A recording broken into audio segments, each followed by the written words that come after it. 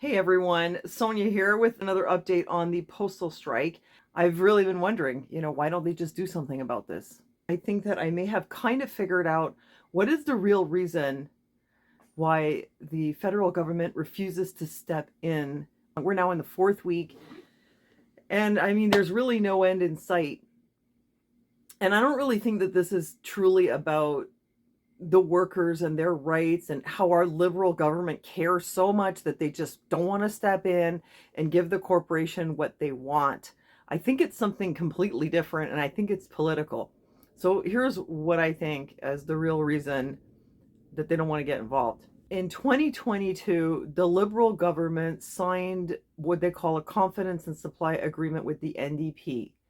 And what this meant was that they were going to give the NDP some of what they wanted. They were going to supply them with what they were requesting, which was um, some dental care coverage for certain people and some other pharmacare coverage, meaning prescriptions, I guess. But it was some of this kind of stuff.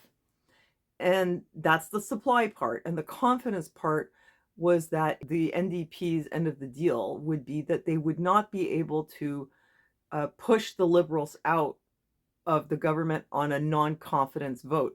Because at that time in 2022, just coming out of the end of the pandemic, um, the country was very dissatisfied with Trudeau. There was a lot of unrest. The Conservatives were railing against the Liberals.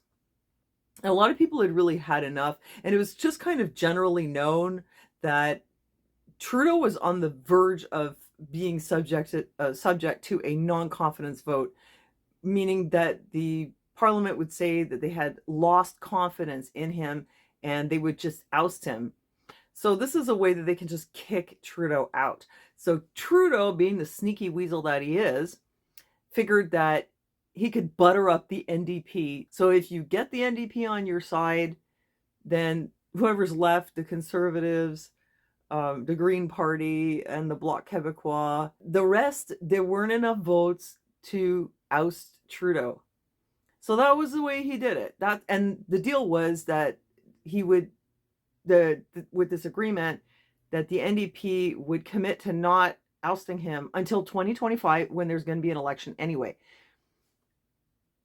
I'm really wondering, as I'm saying this, why exactly did Trudeau want to stay right up until 2025 and then get the boot through a regular election? I'm not sure. But he didn't want to get the boot in 2022. I guess he wasn't done with, whatever New World Order plans he was implementing in Canada at the time. He needed to finish his work. So he had to get the support of the NDP. Well, that confidence and supply agreement came to an end in, I think it was September of 2024.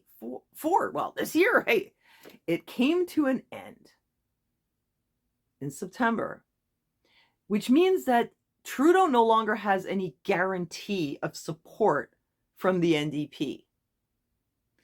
And the NDP is very much, I guess you would call it pro-worker.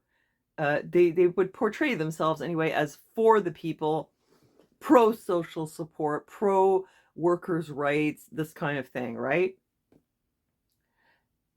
So they are very much against federal government intervention into this strike. Now, I don't know why, when there were two other strikes this year and there were orders to go back to work in those cases, why that didn't bother the NDP. Oh, wait, no, I know why. They still had the confidence and supply agreement, so they didn't have the power that they have now, in a way, right? Because they were like, okay, we made a deal, so we're not going to say anything. Now that there's no longer this agreement, Jagmeet Singh had said he had ripped it up, actually. That's how he put it. Okay, that's the difference with this strike. There's no more confidence and supply agreement. So if the Liberals decide to move forward and order these people back to work, which is not what the NDP wants, then the NDP would turn on the Liberals and they would have a non-confidence vote, because obviously the rest of the government wants Trudeau out. The only reason he's still there is because he has support of the NDP. And basically what this means is that the NDP has Trudeau by the balls. Like, they have all the power right now, in a sense. If he does anything they don't like, they can join on the non-confidence bandwagon and show Trudeau the door. And for some reason, I don't really know why. Hasn't he been in the government long enough? You'd think, but for some reason he still wants to stay until next year when he gets voted out anyway. That's what I don't understand, but you know how these people are. He must have some reason why he still wants to hold on to his power. The Liberals would need the support of another party to even, I think, pass like legislation to order the strikers, the striking union members back to work. They can't just decree it. They need support, but they could get that support from like the Bloc Québécois, you know, something like that. But if they do that, the NDP will turn on them, like I said, and then that's it for Trudeau. And he's not ready to go. It's like, you know, when the party's over and you're still hanging around, just getting involved in another conversation, lighting up another smoke, when you should really be leaving. That's sort of what Trudeau's doing right now, you know? So that is hard to take because that means that there is no way the government's going to step in. Oh my God. I just realized this today. I was like, yeah, the NDP's got him by the cojones, and Trudeau, the Liberal Party won't make a move. That's what's happening here. It's like a big game of chess. And I guess they're just doing the surveys to check that the public is sort of okay with this. But there's a major effect, which is economic. And so many people are suffering hardship because of this economically and in various other kinds of ways. I guess it doesn't really matter as long as Trudeau gets a few more months in office. And then here's the other thing that I want to tell you. If you're getting excited that, oh, Trudeau, he's finally going to leave. Listen, Trudeau has done all the damage. He's already done it. He handed out so much free money. We're so far in the freaking hole. It's scary. It's scary to think what a bad situation Canada is in right now. Like, I really am not exaggerating when I say I feel like we're turning into a third world country. If you lived here, you would know how limited, more and more limited your access is becoming to everything from the things that you need in your daily life because of inflation to services that you need. In general, in Canada, it's getting harder and harder for people to make ends meet. And there's less and less support for the people who need it. Quebec is gearing up for something. I know they are.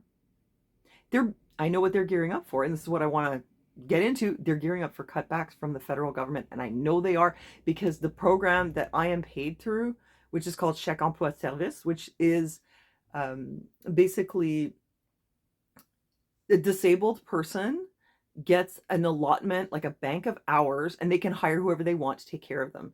And that's how I get hired to take care of Aaron. But he doesn't have to hire only me, and he has had many other people take care of him as well. Let's say that, you know, you have an accident and maybe you're working, you have a husband, you have children, but now you need help getting in and out of the bath or getting dressed or whatever. You can hire someone to help you with that. Well, the Quebec government, and I heard this on the radio, they are planning to cut this program, and maybe not just cut it, but axe it. And there are all these people who are already getting axed. Mostly it's parents of severely disabled children where they have a bank of like maybe 30 hours a week. Either they use them to hire someone or they are paid themselves. So because it is very hard to be caregiving to someone and at the same time have another job out there somewhere, right? It becomes like really unmanageable.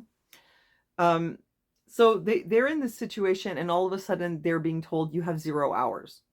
So either you can't hire someone anymore, or you're just losing whatever income you were getting from it. That's already happening now. So they're going to cut the hours for the disabled children.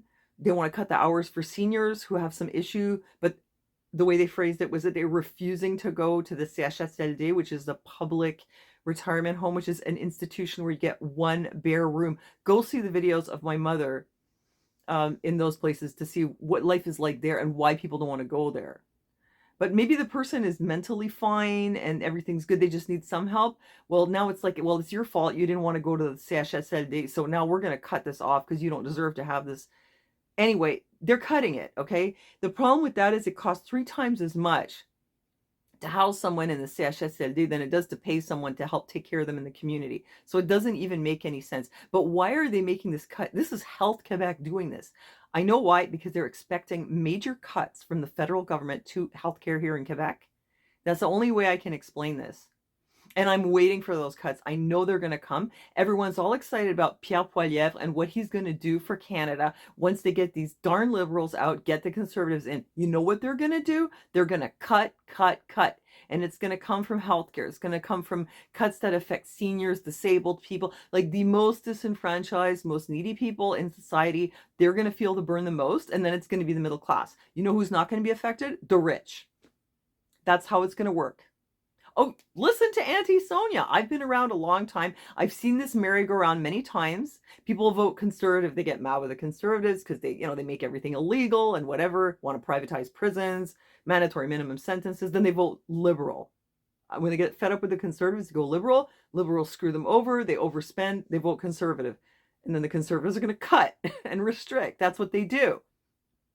Conservative and liberal here, it's a financial thing. So this is where we're heading. I'll tell you more about this, the cuts in Quebec with this program. And this means that I may suddenly have no job. Like I may not get paid anymore. So that's a whole other thing. But I think this is where we're heading. And I don't know, Trudeau wants to stick around for a little bit longer. I'm running out of footage. Thanks for listening to me, and I'll see you tomorrow.